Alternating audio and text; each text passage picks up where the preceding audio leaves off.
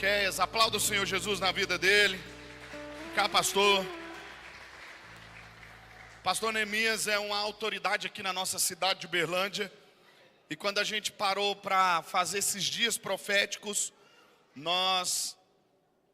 Deus tocou no meu coração para convidar esse homem de Deus para trazer essa palavra de Deus para a gente hoje.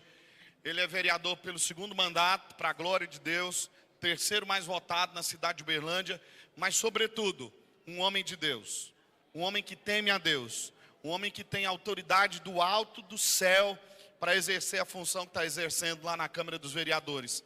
Pastor, mais uma vez, que alegria tê-lo conosco, que o Senhor te use como tem te usado, em nome de Jesus. Estenda suas mãos para cá, se coloque de pé, vamos orar pela vida do pastor Neemias.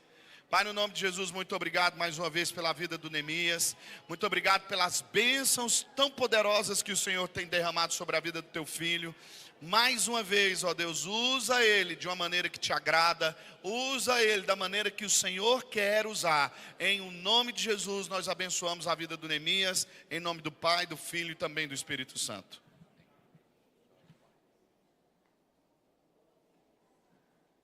Meus irmãos, a paz do Senhor Jesus, para nós é uma alegria poder estar aqui nessa noite, mais uma vez, nesta congregação, nesta igreja, a qual nós temos grande carinho, respeito e, acima de tudo, também gratidão. Louvo a Deus pela vida do Bispo Paulo, que é um amigo que o Senhor me deu. Já vivenciamos grandes experiências com Deus juntos e Deus tem nos sustentado numa amizade estabelecida primeiramente no reino. Que Deus abençoe sua vida, sua família. E eu quero ler alguns versos da palavra de Deus, livro de Gálatas, capítulo número 6, verso 7 a seguir. Carta aos Gálatas, capítulo 6, o verso 7 a seguir. Dentro dessa temática sobre a colheita, eu quero refletir com os irmãos nessa noite. Diz assim: não se deixem enganar, de Deus não se zomba, pois o que o homem semear, isso também colherá. Quem semeia para a sua carne, da carne colherá a destruição. Mas quem semeia para o Espírito, do Espírito colherá a vida eterna. E não nos cansemos de fazer o bem, pois no tempo próprio colheremos, se não desanimarmos. Amém? Quando nós falamos sobre o tempo da colheita, ou pensamos sobre essa temática, Deus nos faz refletir em algumas coisas importantes. Há outros versículos que vão abordar sobre isso. Há outras passagens bíblicas que nos vão trazer sobre essa temática da colheita. Mas essa dos Gálatas, ela é interessante, porque aqui há uma separação entre o tipo de plantação. Há uma separação entre aquilo que eu vou plantar e aquilo que eu vou colher. Há uma plantação voltada para a carne e há uma plantação voltada para o espírito. Há uma plantação voltada para aquilo que é normal e destrutivo e há uma plantação voltada para o eterno, para o sagrado. Essa separação do que é passageiro e do que é destrutivo para o que é sagrado, ela é muito clara, porque quando nós olhamos a Bíblia Sagrada, Deus ele tem várias formas de trabalhar. Deus vai usar uma raposa, Deus vai pedir para que o povo dê 7 voltas, Deus usa uma pedra, Deus usa uma funda. Deus tem vários instrumentos e meios para cumprir os seus propósitos. Mas Deus tem um padrão. O padrão de Deus qual é? O padrão de Deus sempre será pelo sagrado. Deus ele sempre vai agir através do sagrado. Porque o que é secular, o que é natural, é mundano, é destrutivo, é do próprio homem, mas o sagrado é dele. O sagrado ele não entrega para qualquer um. Não é todo mundo que vai entrar no sagrado. Não é todo mundo que tem a visão do sagrado. Quando nós olhamos esse padrão de Deus, nós vamos olhar que quando Deus vai restaurar Jerusalém, Deus primeiro não levanta Neemias para restaurar muro. Deus não levanta primeiro Neemias para restaurar as portas. Deus não levanta primeiro Neemias para restaurar a estrutura governamental de Jerusalém. Deus vai começar primeiro levantando Esdras, porque Esdras vai começar a trabalhar no sagrado. A Bíblia vai dizer que o rei estabelece que quem vai voltar para Jerusalém precisa adorar e viver para Deus. Ou seja, não adiantava ser de Jerusalém se não vivesse ou adorasse a Deus.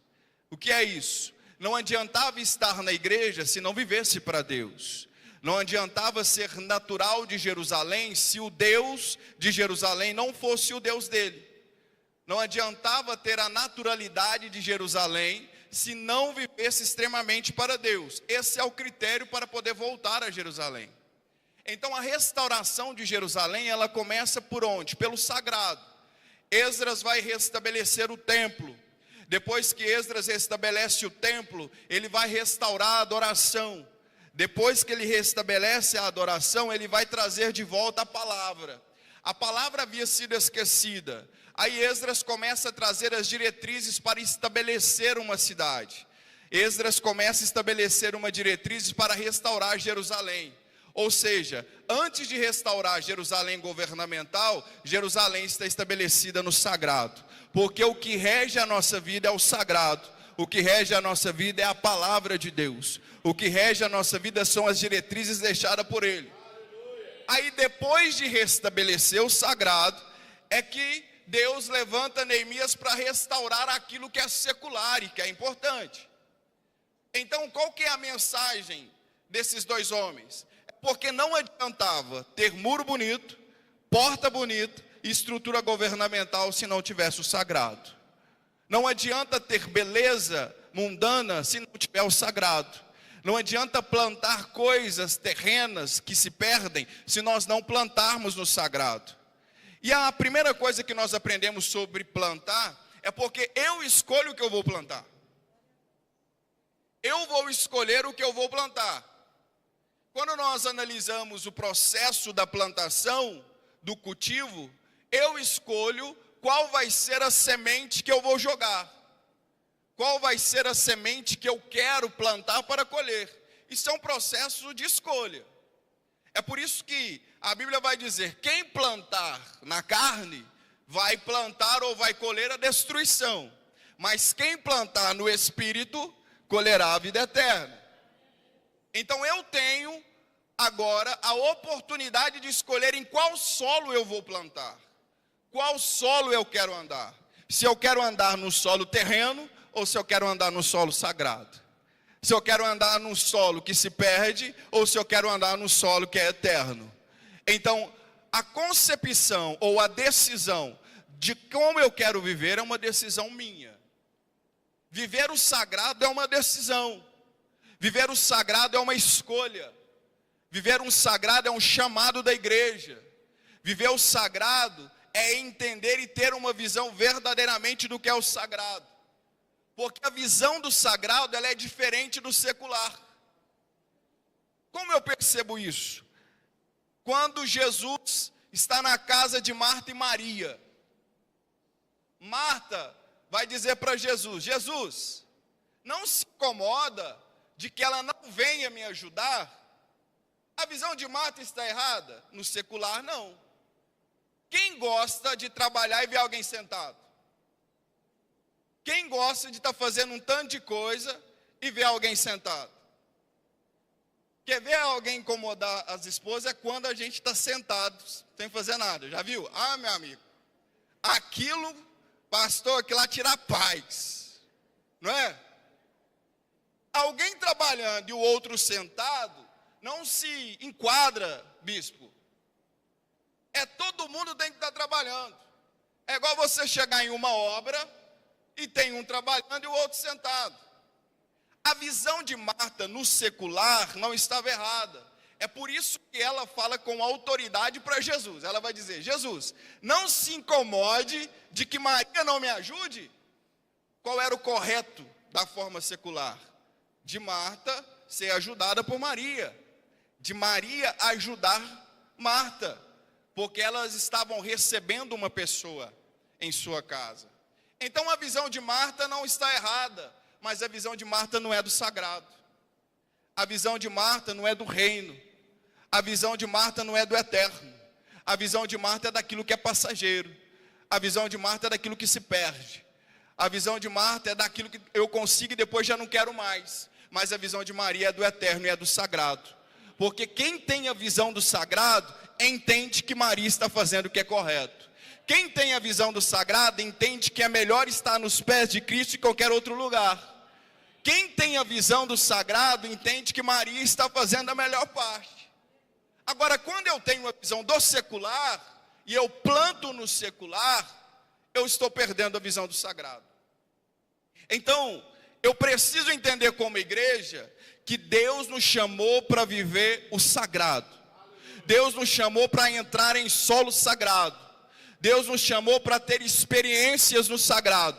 Porque quando nós estamos no sagrado, as coisas seculares acontecem.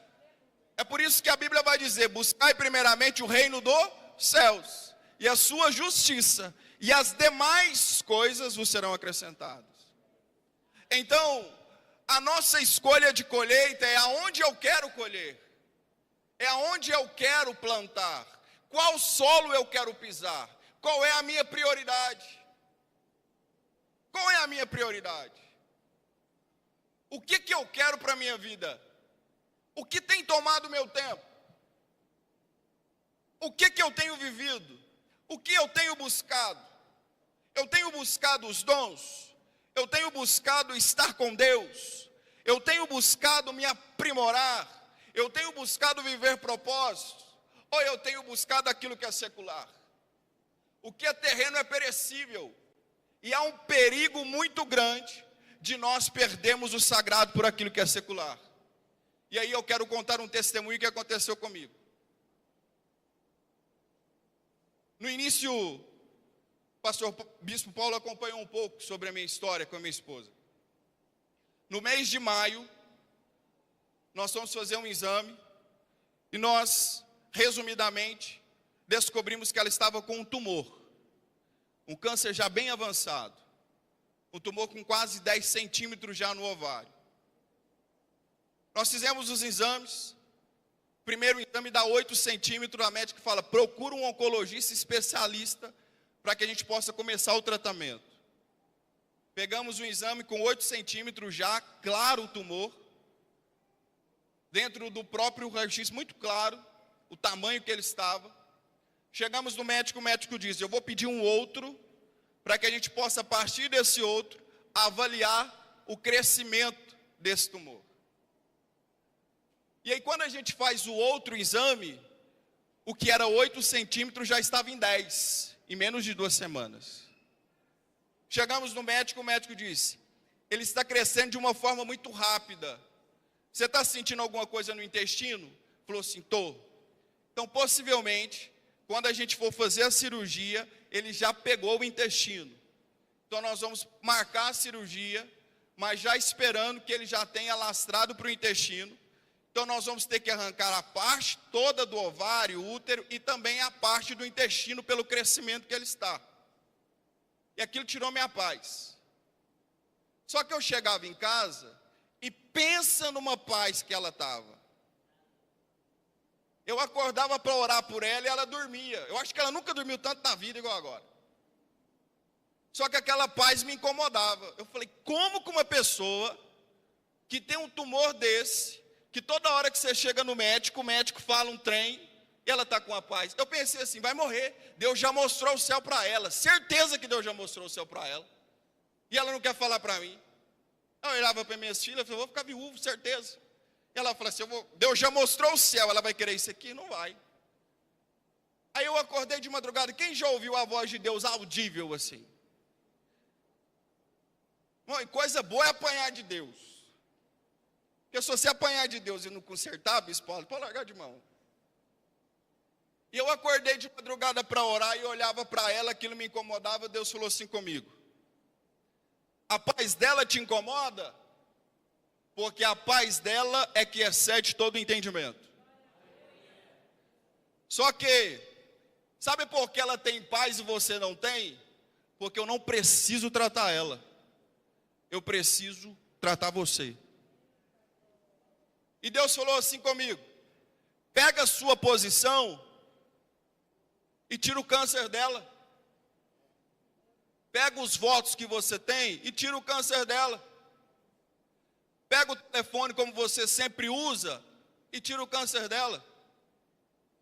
Eu vou te mostrar que eu te chamei para viver o sagrado. Eu vou te mostrar que a prioridade que eu tenho para você é o sagrado. Porque enquanto você viver o sagrado, eu abençoo as outras coisas. Mas enquanto você viver o secular e esquecer o sagrado, eu preciso te trazer de volta ao centro. Porque você foi chamado para viver o sagrado. Você foi chamado para plantar no sagrado. Você foi chamado para viver o solo sagrado. Mas eu vou te mostrar que você não resolve, mas eu resolvo. Que a sua posição não resolve, mas eu resolvo. Marcamos a cirurgia para o dia 21 de julho. E aí um dia antes ela vai na igreja. O nosso pastor faz uma oração dizendo: Deus pode fazer o milagre na hora da cirurgia.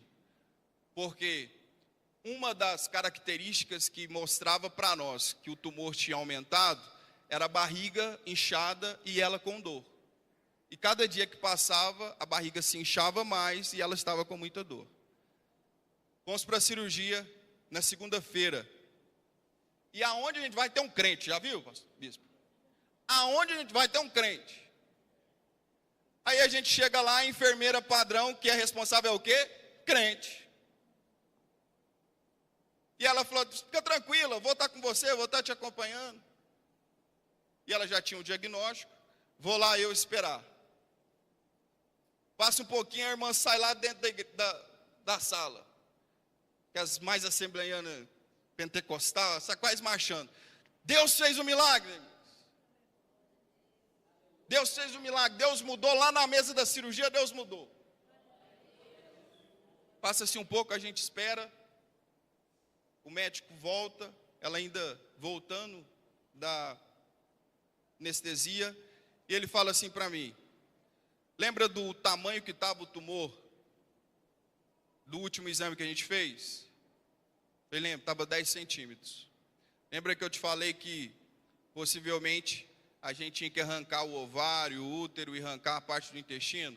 Lembra? Pois é, deixa eu te mostrar. Aí ele me mostrou num lugar assim, um copinho. Tinha um pontinho pequeno. Ele falou assim: quantos centímetros você acha que tem aí? Eu falei: eu não sei. Ele falou assim: menos de 1 centímetro. Sabe o que é isso aí? É o tumor que tinha 10 e secou. Deixa eu dizer uma coisa para você. Tumor não seca, tumor cresce. Esse secou. Deixa eu te falar, o ovário não tem nada, as trompas não tem nada, o intestino também não tem nada. Está tudo livre, está tudo pronto. Aleluia. Glória a Deus. Aí na hora Deus falou comigo: eu te falei que eu vou te mostrar o que é o sagrado. Porque o secular não tem milagre. O secular não seca câncer. O secular não muda a história, mas o sagrado muda a história. O sagrado faz milagre. Então nós escolhemos aonde nós vamos plantar. A grande questão é qual vai ser a nossa prioridade. Porque o secular, em algum momento, a carne, aquilo que é destrutivo, aquilo que não é eterno, torna-se prioridade da nossa vida, e nós começamos a jogar a semente ou gastar o nosso tempo muito mais naquilo que não é eterno do que aquilo que é sagrado. E Deus não chamou a igreja para não viver o sagrado. Deus chamou a igreja para viver inteiramente o sagrado. Porque quem domina o sagrado são santos. Quem tem acesso ao sagrado são santos. Quem tem acesso àquilo que é eterno são santos. Então, a primeira coisa que aprendemos naquilo que é plantar é o que nós vamos plantar. nós temos a escolha do que nós vamos plantar, de qual semente nós vamos cultivar, em qual solo eu quero andar. Qual é o lugar que eu quero andar? Qual é o solo que eu quero andar? Qual é o solo que eu quero cultivar? Então, a primeira coisa é, o que eu quero plantar? O que eu espero colher? Então, se nós vivemos o sagrado, se a prioridade nossa for o sagrado, nós vamos colher o eterno. Nós vamos colher coisas celestiais. Outra coisa que nós aprendemos é que no processo da plantação, existe algo chamado lugar. Deus, ele sempre usa lugares para cumprir propósitos. Lugares são instrumentos de Deus para cumprir propósitos. No lugar que nós estamos não é algo incomum. São lugares estabelecidos por Deus. Quando nós olhamos a história de Davi, nós vamos ver que Deus usou o pasto para trabalhar em Davi. Deus usou a caverna para trabalhar em Davi. Deus usou o próprio palácio para trabalhar em Davi. Quando nós olhamos a história de José, nós vamos ver que a cova, que a prisão, todos os lugares foram usados para trabalhar a vida de Davi. Então, o lugar que Deus nos colocou é lugar para nós plantarmos, é lugar para nós florirmos, é lugar para nós glorificarmos o nome do Senhor. Seja qual for o lugar que Deus te colocou, floresça. Seja qual for o lugar que Deus te plantou, glorifique o nome dEle. Porque lugares são instrumentos de Deus para cumprir propósitos. Não são aleatórios. Deus não nos coloca em Uberlândia de uma forma aleatória. Deus não nos coloca nessa igreja de uma forma aleatória.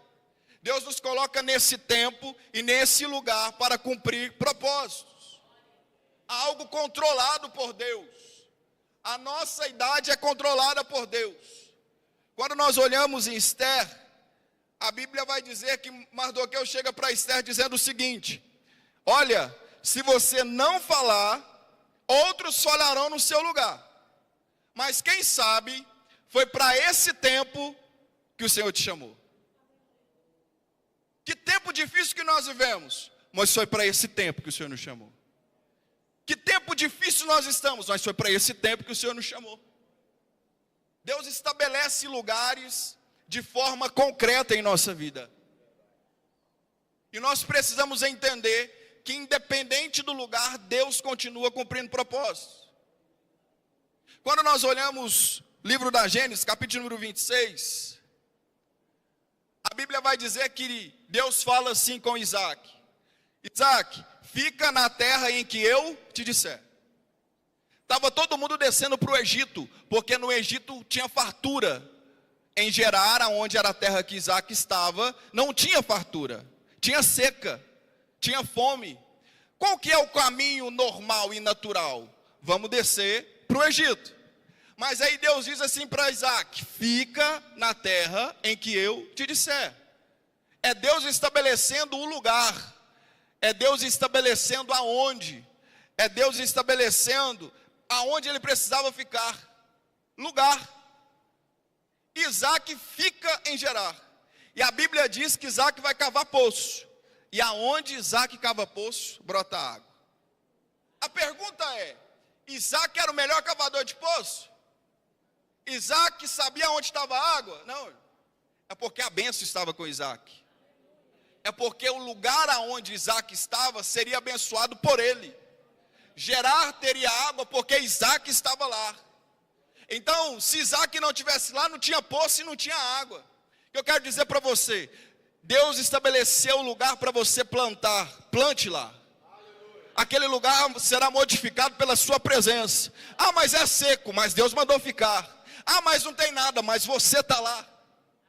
Você foi estabelecido lá. Não era Gerar que ia mudar a história de Isaac, mas era Isaac que mudaria a história de Gerar. Porque Deus honra Isaac naquele lugar. Então lugares são instrumentos de Deus, para que Deus venha cumprir propósito. E eu preciso plantar em algum lugar. Eu preciso escolher uma terra onde eu vou plantar. Eu tenho a semente, agora eu preciso escolher aonde eu quero plantar.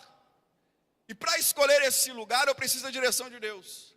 Não adianta querer, não adianta ter a semente, se nós não vivermos ou não estamos em algum lugar. Que o ano de 2026 que está chegando, nós possamos estar no lugar certo. Nós possamos florir no lugar certo. Nós possamos glorificar o nome do Senhor aonde nós estamos inseridos. E aonde nós estamos inseridos, Deus venha cumprir propósitos. Porque lugares são instrumentos usados por Deus.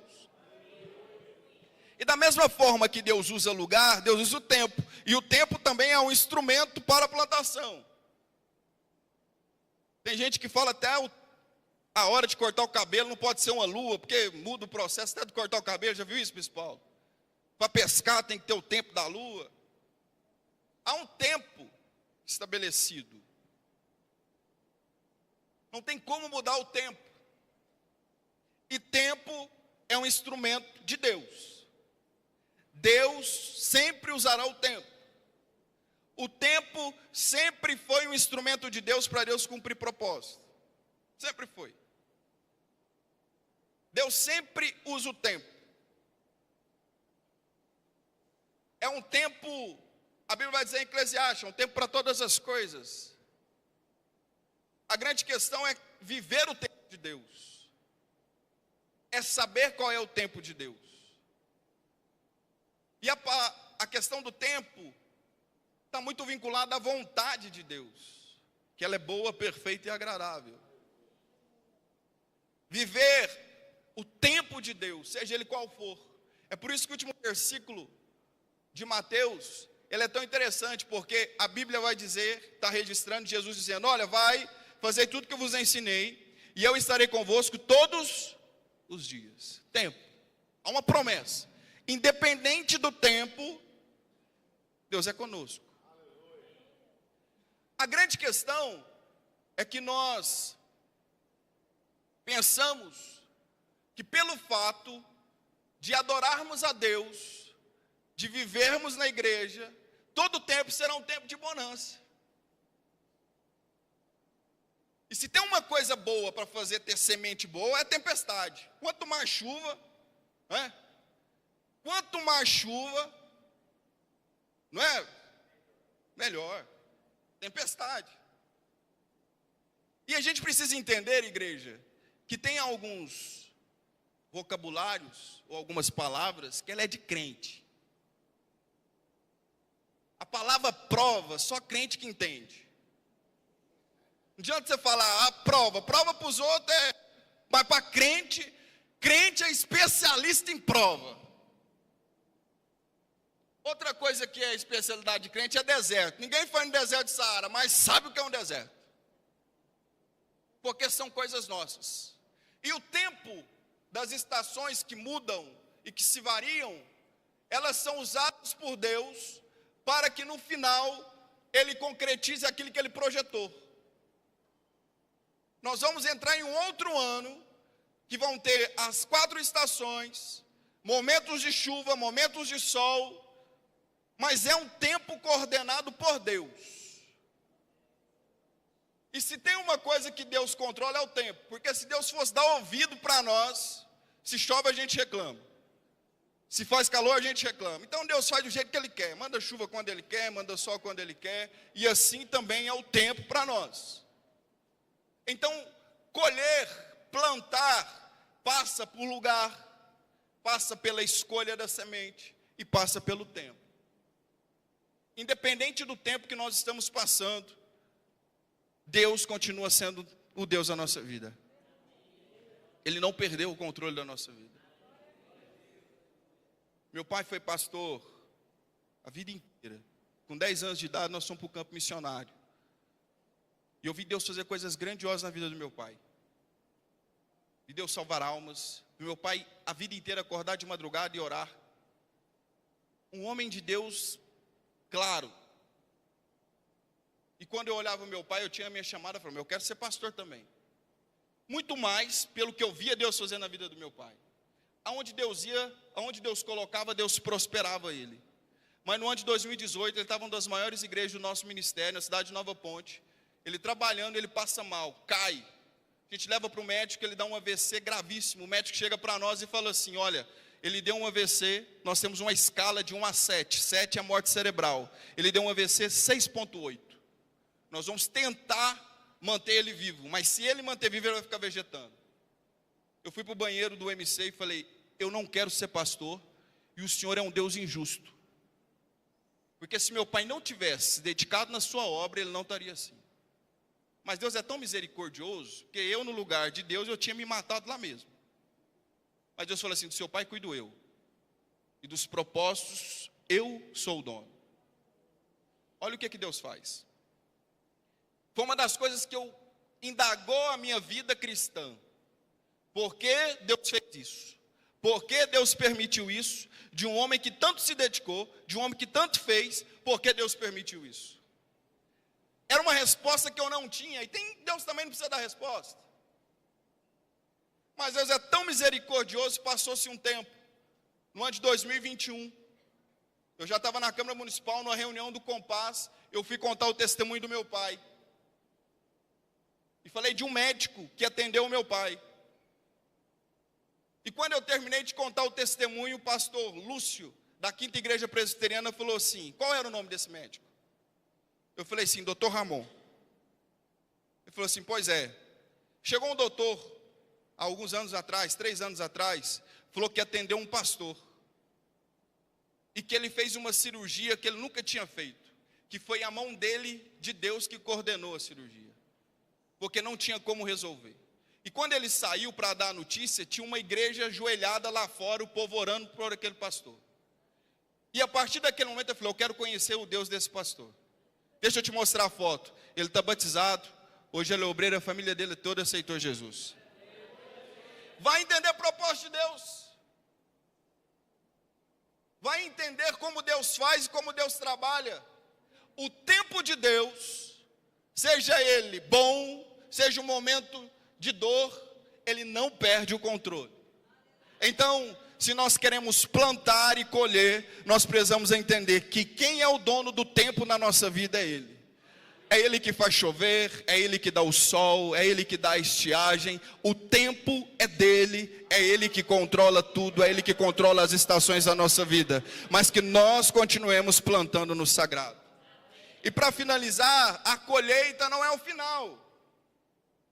Porque normalmente nós pensamos, nós plantamos, sofremos, bispo. Passamos pelo tempo, escolhemos o lugar certo, pastor Zezinho. Plantamos, e agora nós vamos colher. Não é o final, é só um novo ciclo, é só um novo tempo, para que nós possamos aproveitar a colheita e começar novamente a plantar novamente. Que nós possamos plantar novamente.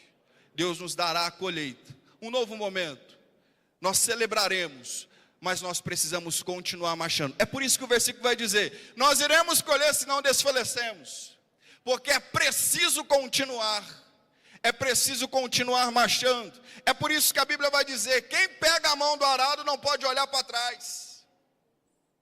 Há uma obra, há um propósito, e a Bíblia vai dizer que nosso descanso não é aqui, há uma eternidade nos esperando.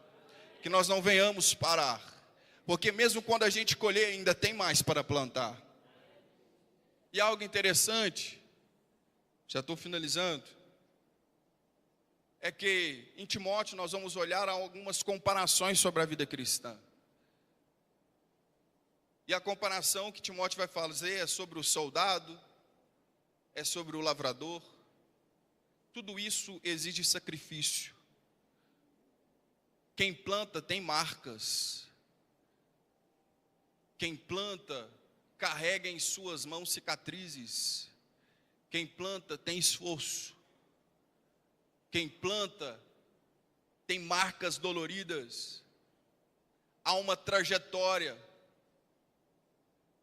É por isso que a Bíblia vai dizer que o nosso trabalho não é em vão. As nossas cicatrizes não são em vão. O nosso esforço não é em vão. O nosso choro não é em vão. Nós estamos plantando no que é sagrado e no que é eterno. Posso orar, bispo? Com permissão do bispo Paulo, eu vos convido a se colocar de pé.